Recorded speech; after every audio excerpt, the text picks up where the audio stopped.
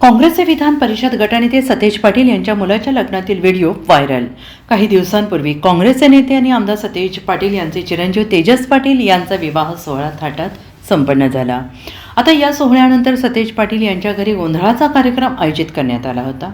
या कार्यक्रमात आमदार सतेज पाटील यांनी मोठ्या उत्साहाने सहभाग घेत दिवटी नाचवली।